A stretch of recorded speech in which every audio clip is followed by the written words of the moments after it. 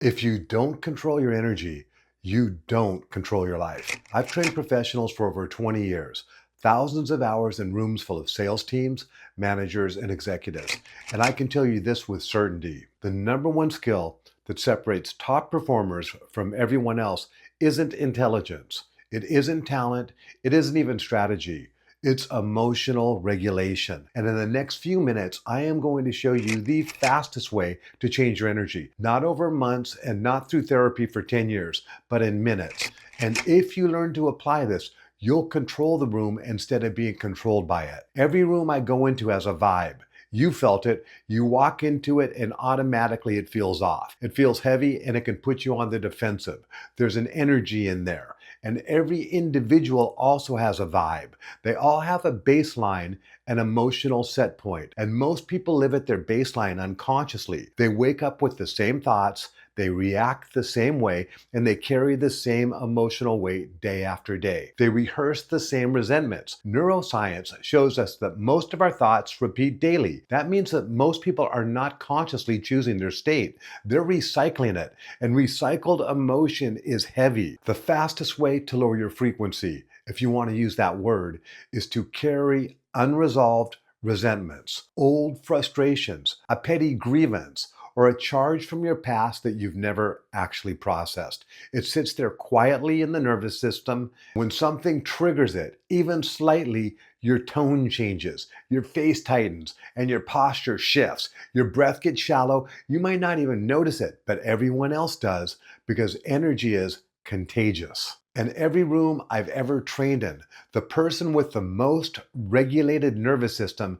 sets the tone. Not the loudest, not the smartest, the most regulated. So if you want to change your life, your leadership abilities, and your level of influence, you start by changing your emotional state. Here's the framework I teach. It came to me many years ago at a seminar. It's simple, it's practical, and most importantly, it works. ART. Accept, release, and transform. First, accept. Acceptance is not agreement. It's not saying what happened was good. It's not approving of it. Acceptance simply means that you stop resisting the fact that it happened. This happened. It's in my past. I accept it. Resistance keeps emotional activation alive. Let me say this again. Resistance, which is the opposite of acceptance, keeps emotional activation alive. Acceptance lowers internal friction. Again, acceptance lowers internal friction. Most people don't realize that when they replay a resentment in their mind, they're reactivating their nervous system over and over again. The body doesn't know the difference between memory and reality when it comes to stress. So the first move is simple honesty. It happened. I don't have to like it, but I'm going to stop fighting the fact that it occurred. Second, release. Release is not intellectual. You don't think your way out of a resentment. You feel your way through it. If you're in a safe place, take a moment and close your eyes and think about something small, a moment that's a micro trauma, not a massive one, something that still has a little bit of charge. And ask yourself, where do I feel it in my body? Do I feel it in my chest? Do I feel it in my stomach? Do I feel it in my jaw? And breathe into that space. You might have to use your imagination. Now drop the story, drop the narrative, drop who was right and who was wrong. Just feel the feeling in your body. Feel that sensation. Emotion completes when it's fully felt, not when it's analyzed. Think about that statement again. Emotion is complete when it's fully felt. If you allow the sensation to rise without resisting it, it peaks and then it softens. I've been going through that with grief with my father's passing, and I just allow myself to feel it. I feel it right in my chest. I sit with it. I don't analyze it, and I just feel it. And as I feel it, it dissipates, it goes away. It allows me to go to the next feeling.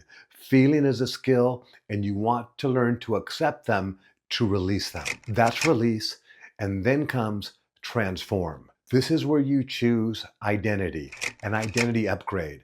After you've accepted and released, you ask yourself one powerful question. Who do I choose to be right now? I am the most regulated person in the room. You walk into the room with your head up, not defensive, not proving, not carrying weight. You walk in there open, grounded, calm, comfortable. You want to be the most regulated person in the room always. And then you physically embody that feeling. Have your ability to put a soft smile on your face, a softening in your eyes, put your shoulders back and relax them. You're not faking it. What you're doing is you're regulating it. And what this does is shifts your frequency immediately. Say to yourself, I am the most regulated person in the room.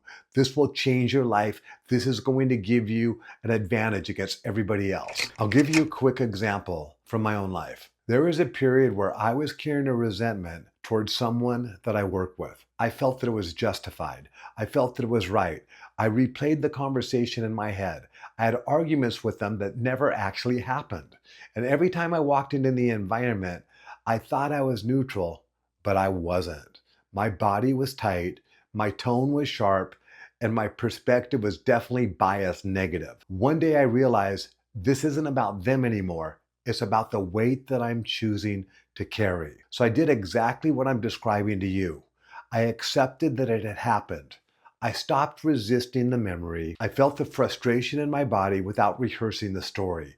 I let it rise and I let it fall. And then I consciously chose who I was going to be in that room. The difference was immediate: lighter, calmer, clearer. And here's what's interesting. When my state changed, the dynamic changed, because energy always transmits, always transmits.